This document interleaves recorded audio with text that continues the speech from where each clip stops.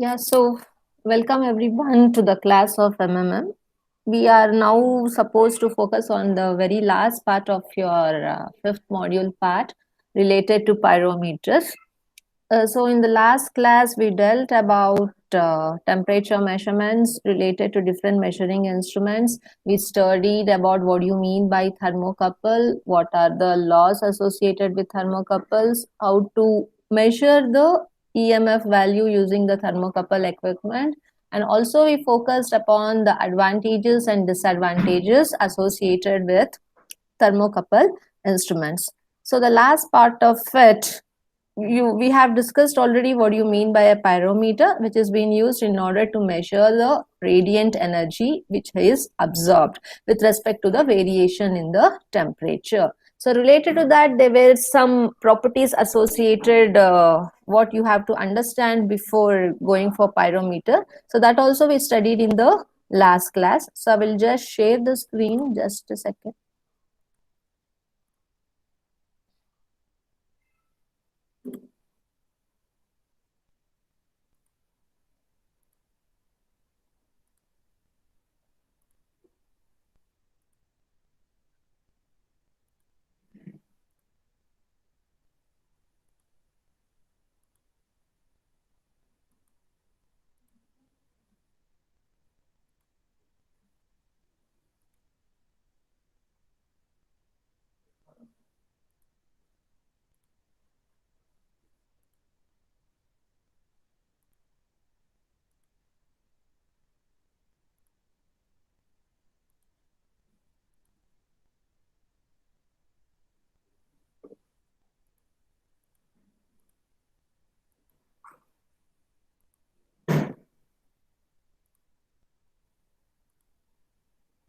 Hope the PPT is visible to you all. Hello. Yes, ma'am. Yeah. So we just focus. So these were the things what you studied yesterday, the different varieties of the effects which comes into picture when we measure the electromotive force through an thermocouple circuit. So EMF what we get in a thermocouple will be based on all these three effects. So we studied about all these three effects, the Seebeck, the Peltier and the Thomson effect. Then we understood exactly what do you mean by thermocouple, what is the basic thermocouple circuit, what it looks like, which has to be considered as a sign convention, all these things, when it will be balanced, how you will get the net EMF value. So we studied, and then we came across the various laws of thermocouple while inserting a third member into the given circuit, thermocouple circuit. So what happens if the metal A and B is different? What happens if the two metals are different? How will it affect on the temperature across the junction and the EMF and the net resultant EMF? All those we studied. Okay, so even the other law of intermediate temperature also we studied. So if EMF is induced by T1 and T2 and E2 is induced by T2 and T3, then if you connect T1 and T3 together, then the EMF induced, the resultant value will be the combination of E1 plus E2. Even this we went on. Then we understood like the measurement of the EMF, what you have to measure is of very small value. So it is necessary to have a very sensitive equipment. One of it is like our thermocouple. So we studied how the instrument looks like, how we need to operate in order to measure the EMF value using thermocouple measuring instrument, which will be having an output device in order to measure the voltage either in millivolts or volts as per the requirement. And also we brushed out related to various advantages and disadvantages associated with our thermocouple. So this ended up about our concept of thermocouples. Later, we were now supposed to go to pyrometers. So you know that pyrometers are the instruments which has been used to absorb the radiant energy. So hence, it was necessary for us to understand the two principles behind absorbing this radiant temperature based energy. So we dealt about what do you mean by total radiation pyrometer and selective radiation pyrometer. So as the name itself suggests, in case of total radiation pyrometry, it absorbs all the radiation of the energy irrespective of which wavelength it is. So it will be mainly based upon the Stefan Boltzmann low. But when it comes to the selective radiation pyrometry, it will select only the required wavelength amount of energy which has to be absorbed. So it won't be absorbing the radiation energy of all the wavelengths. So these were the two bifurcations what you were supposed to understand before going to any pyrometers. So these were the two basic principles. So we covered that, and we were supposed to start up with the total radiation pyrometer in depth. So we will discuss related to this in our class today, right? So now it is about total radiation pyrometer. You know what you mean by it. It absorbs all the radiant energy irrespective of which wavelength it is coming across, and hence the name total radiation, right? So here it is mentioned the same. So it receives all the radiation from an hot body. You are measuring the radiation generated from an hot body. So the body which is subjected to annealing or any other heat treatment, so which is radiating the heat energy, is being absorbed by this pyrometers. Okay, so the total radiation pyrometer receives is all about the radiation which is coming out through an hot body, and it focuses on a sensitive temperature transducer like thermocouple. So this radiation energy will be sensed by an sensitive measuring instrument. It could be a temperature. Even thermocouple acts like a temperature transducer because it is very sensitive and it can sense the radiation of heat which is passing through. So one of the example is thermocouple. The other one is the resistance thermometer. So before coming to the thermocouple, we also discussed about what do you mean by resistance thermometer, right? So these are the two devices which could be considered as temperature transducers. Okay, so these instruments help in sensing the radiation energy which is being generated by any hot body which is subjected to heat treatment. And later, what does it consist of? It consists of a radiation receiving element and a measuring device to indicate the temperature. So you need one receiving element which will receive the radiation energy, and you need one device, measuring device, which can indicate what is the temperature which is being absorbed by the receiving element. So it has to be calibrated properly so that it can indicate the exact temperature sensed by an transducer. It could be either thermocouple or resistance thermometer. So it is as shown in the figure. Okay, so you'll be having a receiving lens. Always it is better to have a lens with good transparency so you can come across the wavelength of all the radiations which is passing through. And you will be having similarly and receiving end here, so which is sensible and which can sense and store the energy, heat energy. Okay, so this will be a receiver with temperature sensor. You should be having a receiver element which is very good enough in sensing the temperature. So this will be nothing but our temperature transducers, either thermocouple or the thermoresistance element.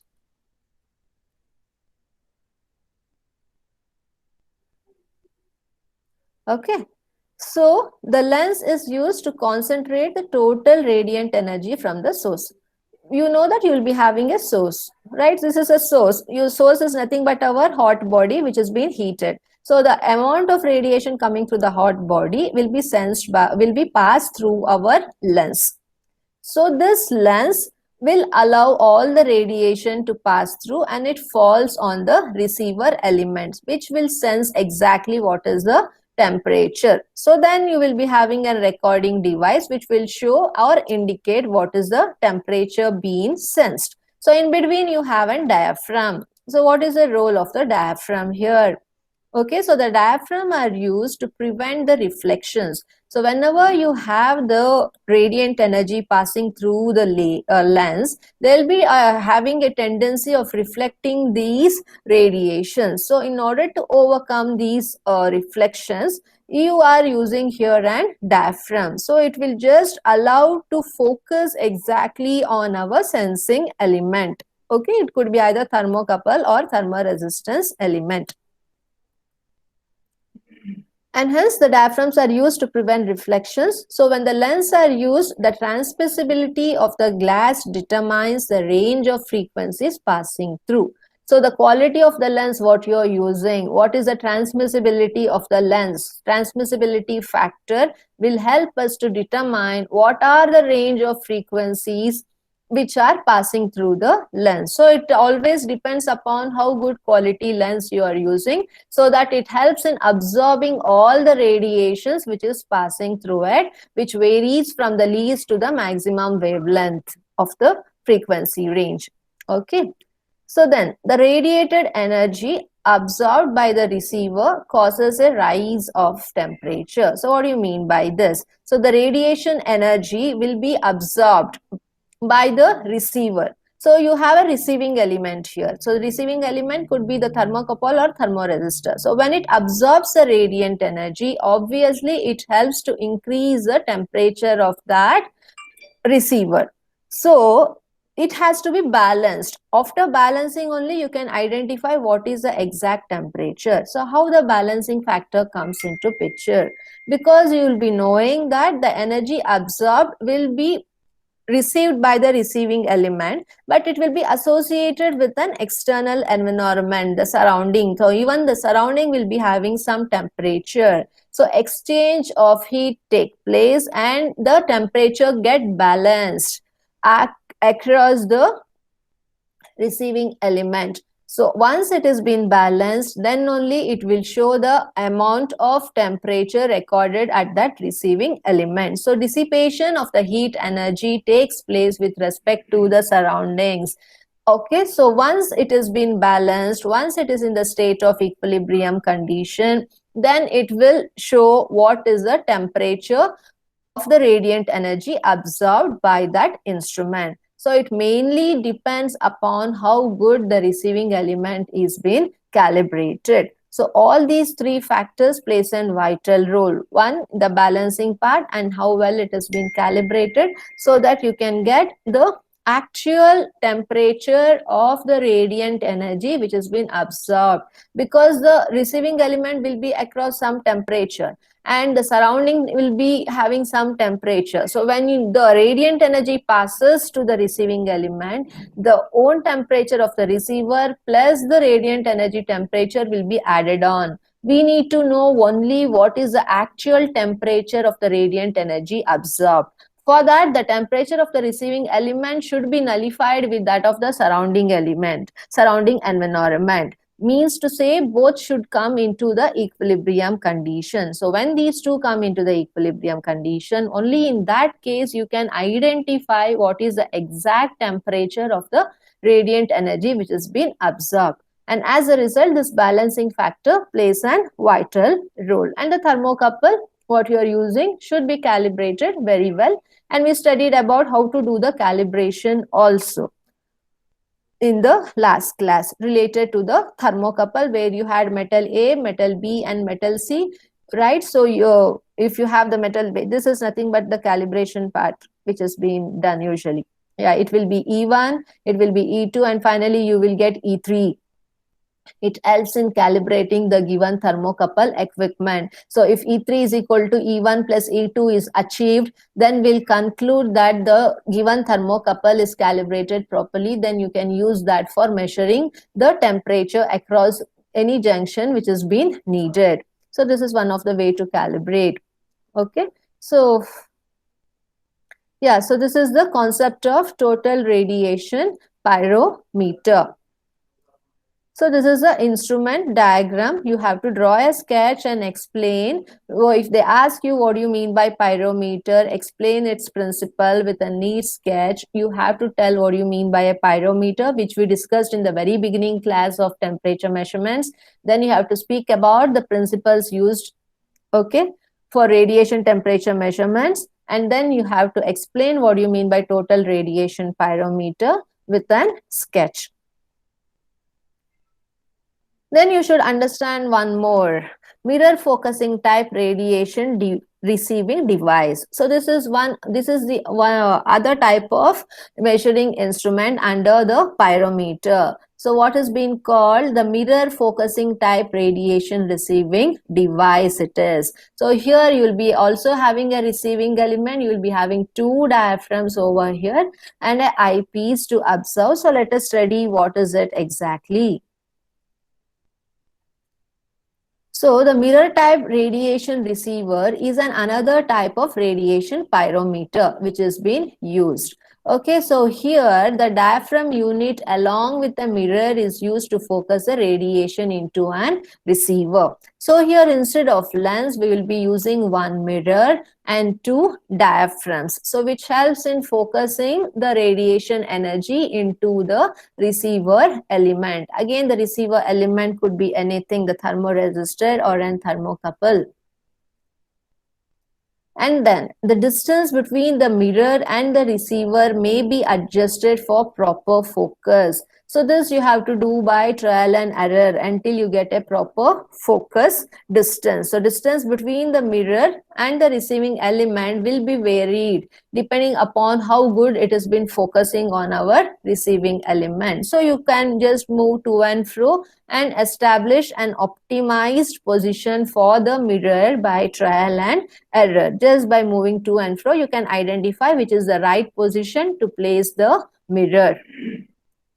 And you will be knowing what is the focal distance between the mirror and the receiver after adjusting.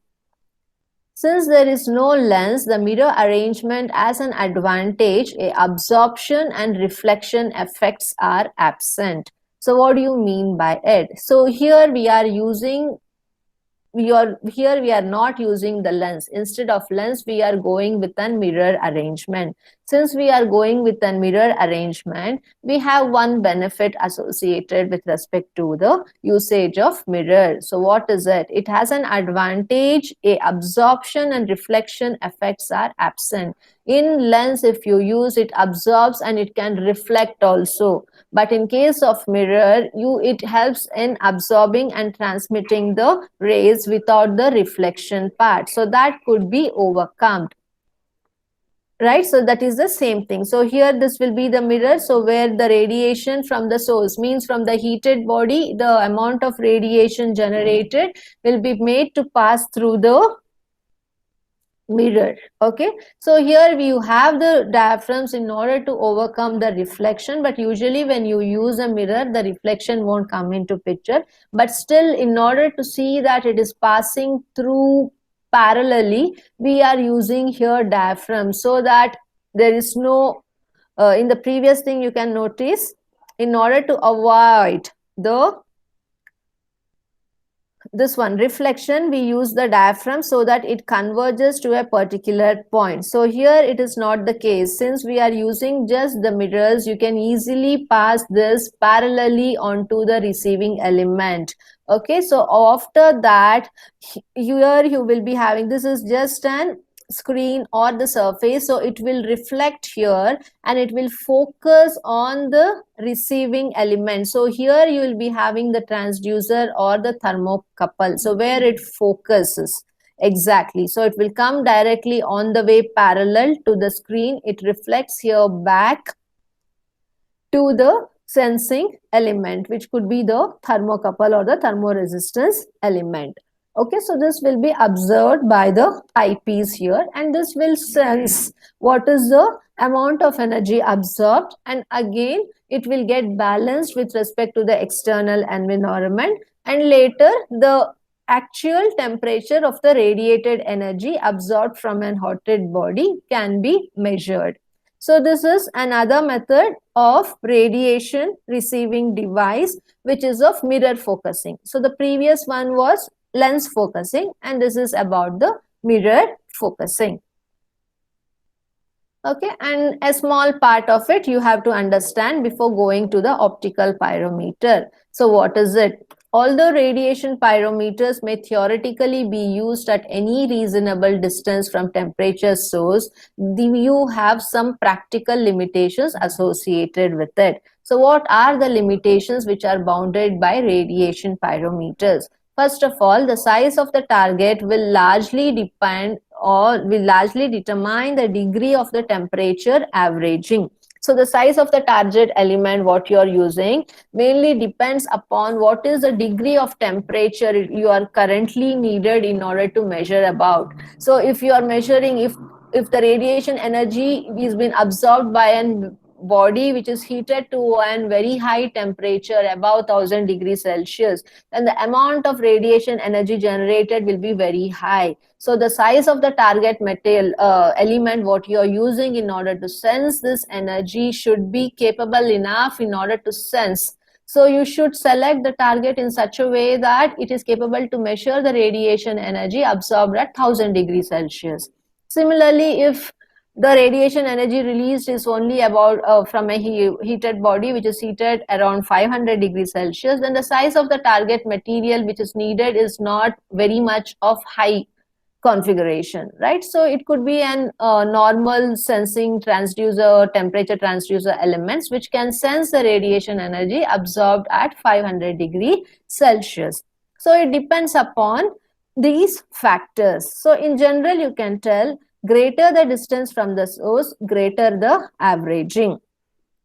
So it also depends upon the focal distance between the lens and the targeting element, which is nothing but the receiving element. So if the distance between these two is very more, then you should be having the greater averaging of the degree of temperature which has to be sensed. So this is one of the limitation which could be achieved only by trial and error, identifying the distance. Okay, what is the temperature of the heated body? So you can adjust like what is the amount of radiation energy generated and which size of the target element is essential in order to absorb this radiation energy based on the focal distance between the mirror or the lens to that of our sensing device. So this is one of the limitation. So next is you have to know what is the limitation. The second one is that the nature of the intervening atmosphere will have a decided effect on the pyrometer indication. So the pyrometer, it's an device which is used in order to measure the radiant energy. So it also depends upon the external atmosphere where you have kept this pyrometer. So if by chance, if smoke, dust or any certain gases are present, considerable energy absorption may occur because you'll be having a pyrometer which is surrounded by external surrounding, and the temperature of the surrounding also depends upon the dust or any gas associated in the temperature. So again, it results in some error and deviation in balancing the temperature of the sensing element with the surrounding. So if that goes wrong in somewhere, then you can't get the exact value of the radiation energy which you were supposed to measure. So these are the two limitations which can come across when you go ahead with total radiation pyrometer. And hence, this type of limitations will be having some particular problems such as absorbance. So what is the amount of radiation energy which is absorbed? And this will not be a constant but varying with time. But these values keep on varying with respect to time, right? If a body is heated continuously in an increasing rate with respect to the time, if the temperature is also increasing of the body which you are making heated, so then the amount of radiation energy generated will also increase with time. Suppose if you keep a constant temperature for a particular period of time, then you call it as a dwell time. You are maintaining a temperature of a body at 1000 degrees Celsius for 5 hours continuously. That shows that the temperature is constant for a particular dwell period of time. At that time, the amount of radiation energy generated for all these 5 hours will be the same. But if you are increasing the temperature isothermally, then what happens that the amount of radiation energy generated keep on varying with respect to the time. Okay, so this is the thing what you have to keep in mind when you measure the total radiation energy by using pyrometers. And the last part is you have to understand what you mean by optical pyrometers. So you know what you mean by an pyrometer, right? And we have studied about the total radiation pyrometers. So now you should be knowing also what you mean by optical pyrometers. So optical pyrometers are mainly used in order to match some of the variation in the temperature. So let us see how it is. So here it has been told optical pyrometers is a specific method for matching as the basis of their operation. So based on the operations which are being formed, so you will be using either it is optical pyrometer or radiation pyrometers. So what happens in case of optical pyrometer? So here a reference temperature is always provided in the form of an electrically heated lamp filament. So reference temperature you will be having as a standard. So how you will be getting this reference temperature? You will be getting this reference temperature from an heated lamp filament. So that heated lamp filament will provide you the required temperature range. And apart from that, a measure of temperature is obtained by optically comparing the visual radiation from the filament with that from the unknown source. So once you have a reference temperature, so this heated filament will provide you the reference temperature.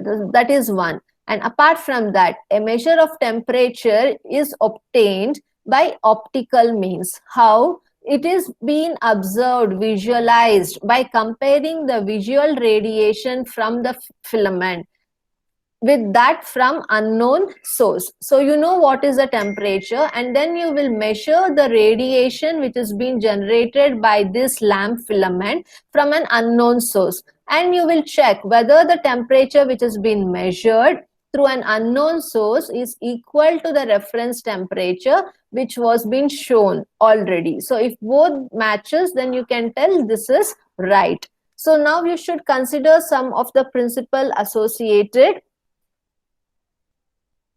with it. Just a second.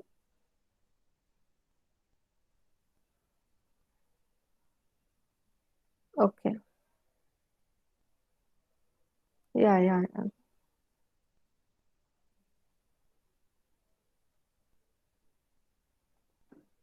So here in principle, the radiation from one of the source as viewed is adjusted to match with that from the other source.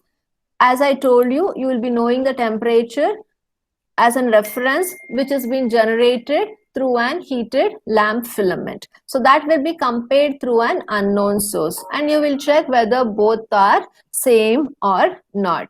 Okay, for that you have two methods. So what you will be doing in the first method is the current through the filament may be controlled electrically with the help of resistance adjustment. So the first thing is the current which is passing through the filament can be controlled by using an resistance adjustment. So you adjust by using a resistance element. So you can just fix it to the current value what you need basically. So second one is the radiation received by the pyrometer from unknown source can also be adjusted optically. How it will be adjusted? By using some absorbing devices. So you know what you mean by absorbing devices, which absorbs the radiant energy. So you will vary this accordingly such that both will match. So this is for the reference temperature, and this is for measuring the temperature of measuring the temperature by using an unknown source. So here you will be using an pyrometer which an absorbing device capability. So it will adjust the amount of radiations. So you can fine tune with respect to the required temperature. So here you can see how an optical pyrometer looks like. So in both the cases, so we discussed two cases here. One is the current through the filament can be controlled electrically by using a resistance adjustment. One thing is you will adjust the amount of current which is passing through the filament by using resistance adjustment, or the radiation received by the pyrometer from an unknown source will be adjusted by using an absorbing device. So it absorbs the excess amount of radiation energy, okay, and it will help you to keep the fixed amount of radiation energy absorbed based on the lamp filament what you are using. So lamp filament is heated, it provides you the heat from a body. So lamp filament can be considered as a source of an heat. So when the lamp filament is being heated, it provides you the radiant energy. So amount of radiant energy coming out through the lamp filament can be controlled by using resistance adjustment. Similarly, we use an unknown source. So in an unknown source, we make use of absorbing devices so that it adjusts the radiation energy to be received by the pyrometer based on the heat energy generated by the lamp filament.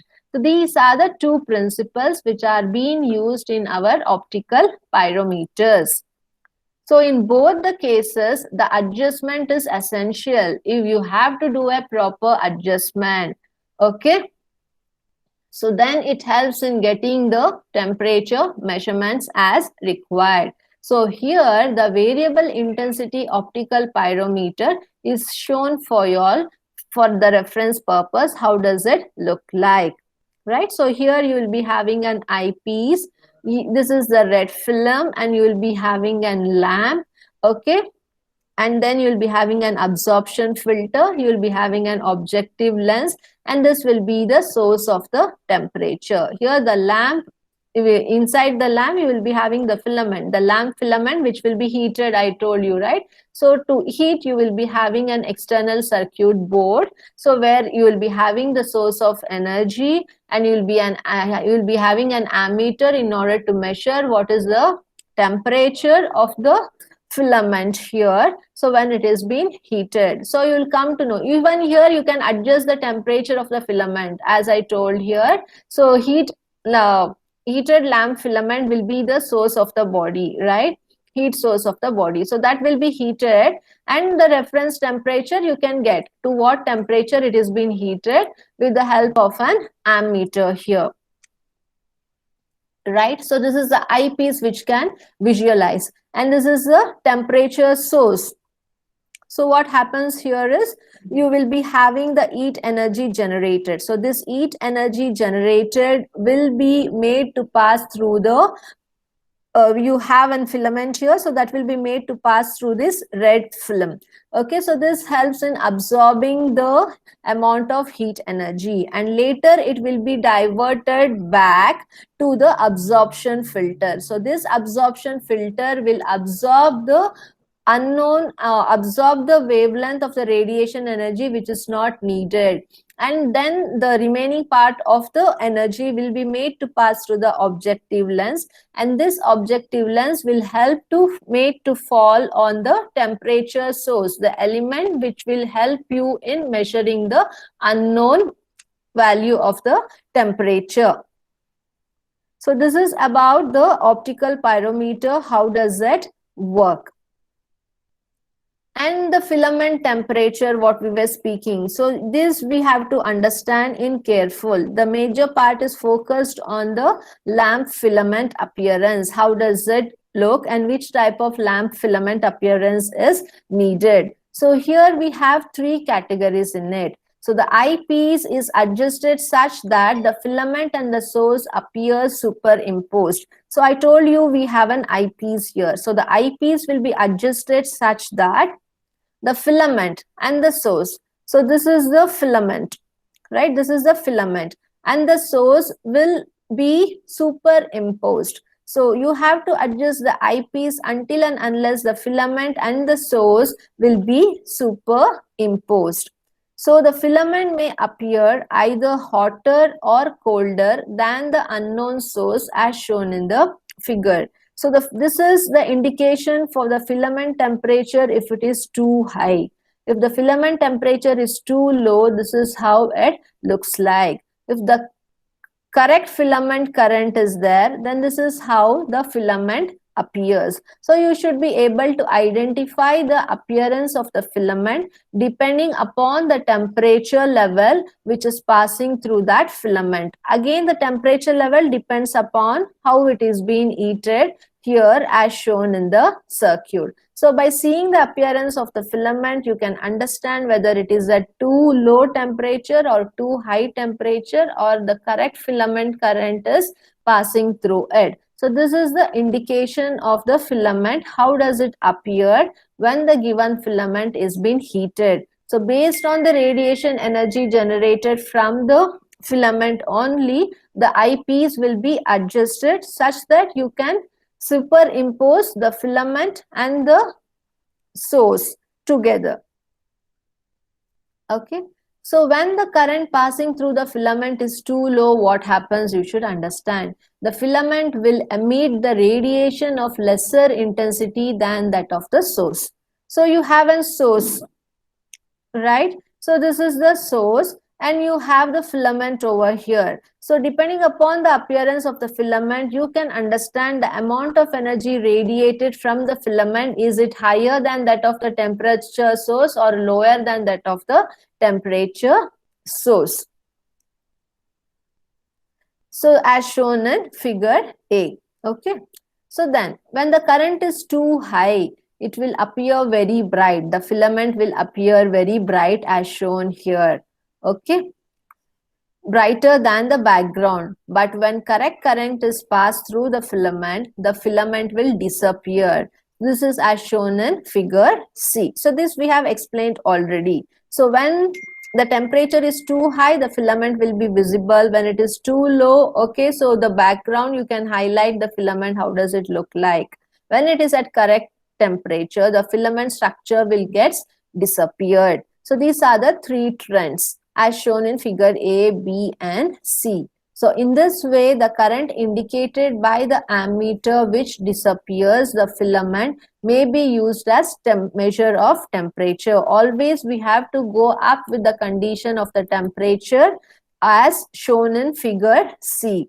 Why? Because in this way, the current indicated by the ammeter will disappear the filament, and this temperature, and this can be used as the measure of temperature. So that shows that the temperature is now balanced with respect to the external environment. And as a result, you have to take the consideration of the filament appearance when the filament get disappeared. That shows that the actual current which has been needed is now in the filament. That is the right temperature what you have adjusted. So once that is adjusted, that right temperature will be visible in the ammeter. So based on the temperature across the ammeter, then the temperature across the unknown source could be varied by using the pyrometer. Okay, so this is how an adjustment has to be done. In case of optical pyrometer, the two adjustments have to be done. One across the filament and the other across the unknown measuring device whose radiation energy absorbed by the pyrometer has to be adjusted. So these are the two concepts, and you should be aware about the filament appearance. How does it look like? So in this way, the current indicated by the ammeter, yeah, this is done. And the last part, the purpose of the red filter is to obtain approximately monochromatic conditions, while an absorption filter is used so that the filament may be operated at reduced intensity. So apart from this, we have a red filter. You can see a red film and an absorption filter. So I told you why it has been used already. So this red filter is used almost to obtain the required monochromatic conditions, while as the absorption filter here we are using. Okay, so absorption filter behind the objective lens. Objective lens which helps to pass the rays parallel to that of the temperature source. So why absorption filters are being used? So this absorption filter is used so that the filament may be operated at the reduced intensity of radiations. Okay, so it is not focusing on very high intensity of radiation. So it helps in filtering with respect to the wavelength of the radiation energies. So this is the use of using the absorption filter. So this is the last part of our module, which speaks about the filament appearance of our optical pyrometer. So this ends our fifth module, which deals with the temperature measurements. So we have dealt about what you mean by temperature, its parameters, which are the measuring instruments we have to use to measure the temperature. We have studied the thermal resistor, thermocouple, pyrometers, and different types of pyrometers. What are its advantages, disadvantages? So all these will end up with our temperature measurements. So now I just wanted to give few tips for your internals basically. So after the internals, we will be just solving some of the question papers of previous years, and also we can make some flip classes where you can solve the problems and complete, so that you get brushed up with the previous things what we have done. So since from tomorrow you are having the internals, so you kindly focus on third and the fourth modules for your preparation. You can also go through the previous question papers to get like how the questions could be asked or framed. So since this is the only one descriptive test what you are having, because the other one was totally a quiz part of it, so kindly just go through the question papers also. For your information, I can just share you two question papers right now related to the third and the fourth module. I'll just share the slide, just a second.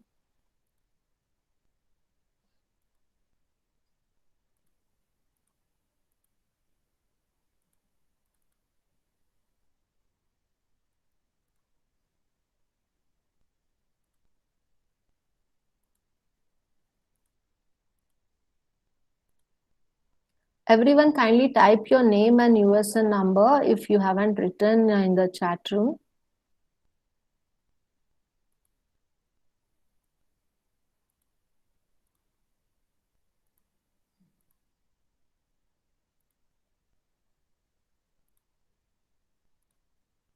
Hope the question paper is visible for you all. Hello? Hello? Yes, ma'am. Yeah. So this is the latest paper which was being held in Jan 2020 as per your scheme 18 ME. This is 36B. For you all, it is 46B because it comes in fourth semester. So now I don't want to focus on module 1 and all, so we'll go through it later. Since for your test, you have the syllabus related to module 3 and 4, so you can just see how the questions are being asked. So module 3 is related to our screw thread and gear thread measurements, right? So here you can just see in screw thread measurements, we have dealt with screw thread terminology by 2-wire, by 3-wire methods, its derivation, how to determine the effective diameter. All those we have dealt. So you can see that that's been asked here for 10 marks. So explain wherever, if it is not asked in the question also, if the sketch is essential for that part, kindly do sketch it out. Don't tell that it has not been asked in the question, to be on the safer side. So this is applicable even for your university examinations as well.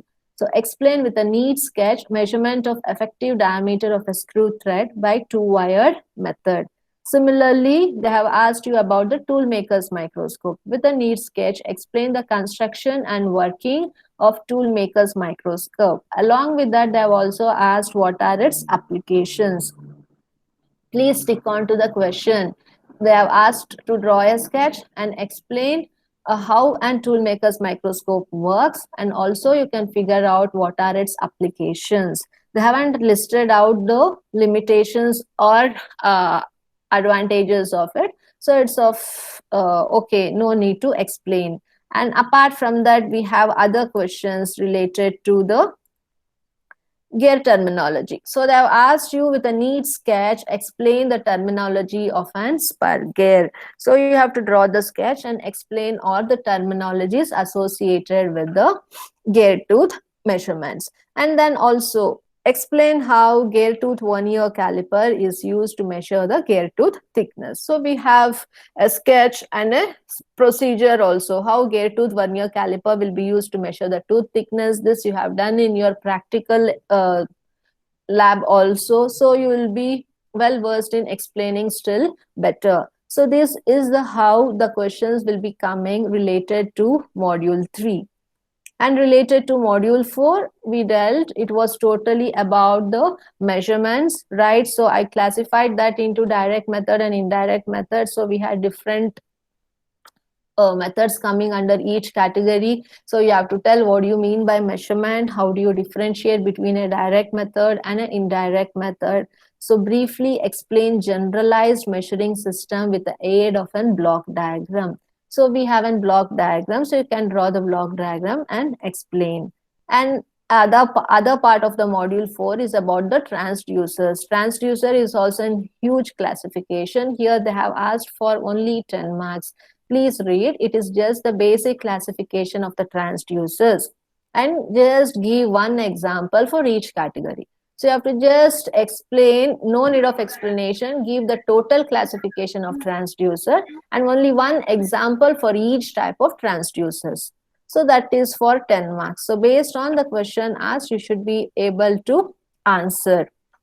And what is the next part? So they have asked you about the cathode ray oscilloscope. So you know how does it operate. Here it is told explain the working of cathode ray oscilloscope. They haven't asked you the sketch. It is for 10 marks. It is understood that you should draw a neat sketch of cathode ray oscilloscope and then you should explain the working principle, the procedure, how does it operate.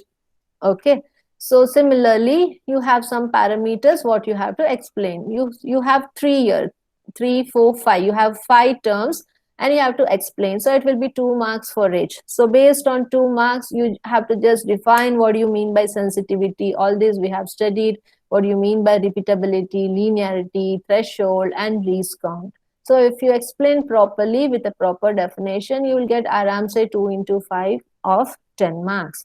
Right? So you need to stick on to the questions being asked properly so that it will be helpful for you to score good marks. And this is the other paper. It is of 17 scheme, but still the chapters and the modules were same, and hence I just wanted to cover this also. So in module 4, it has been asked, explain the generalized measurement system. What do you mean by a measurement system? Even here it has been asked with a block diagram that was repeated in the previous paper also. And the pattern will be the same in module 4. Usually you come across definitions for 2 marks each of 5 subsections. So where you can get easily 10 marks. In this case, it is of 5 marks. That shows 1 marks each is been given. So you have to define what you mean by accuracy, threshold, calibration, hysteresis, and error with respect to our module 4. And always the sub part asks you the question on transducer. Here also it is the same. What is transducer? Explain with a sketch the principle of electronic transducer. There they have asked you just the classifications with one example. Here it is like you will define what is transducer and you are explaining one type of transducer here, which is electronic transducer. So draw a sketch and explain it. Then they have asked along with it, what are the advantages of electronic transducer? So you have to list out.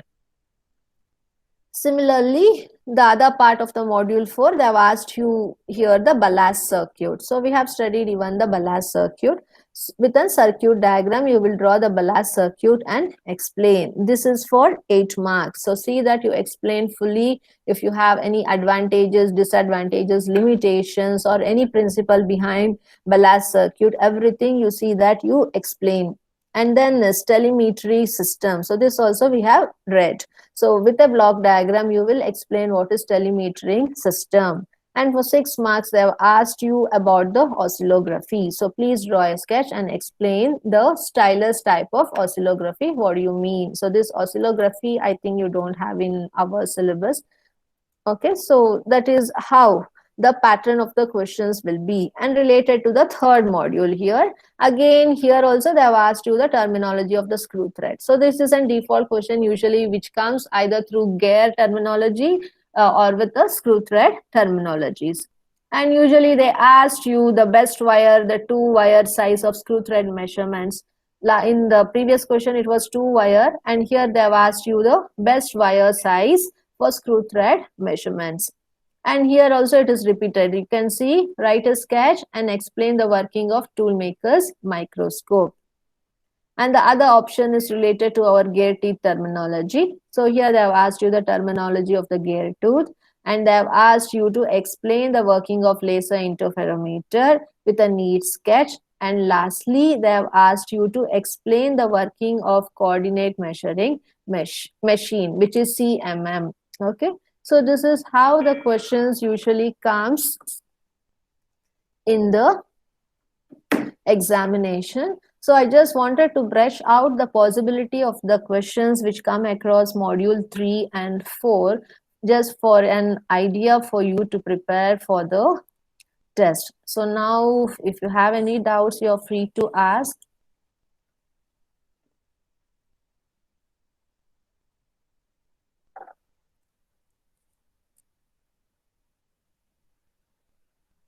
Hello.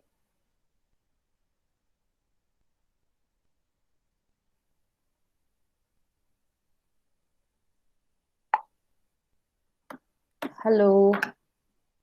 No doubts from my side. Okay, so Yes, ma'am. yeah, so prepare well. Okay, so go through the chapters, prepare well for the test, not only for MMM, for all the subjects. Study well and be safe and take care. And if anyone have not written your name and USN number, kindly add on. I hope everyone have written your name and USN number. Okay, then take care. Bye bye. Thank you, ma'am. Yeah. Thank you. Yeah. Bye.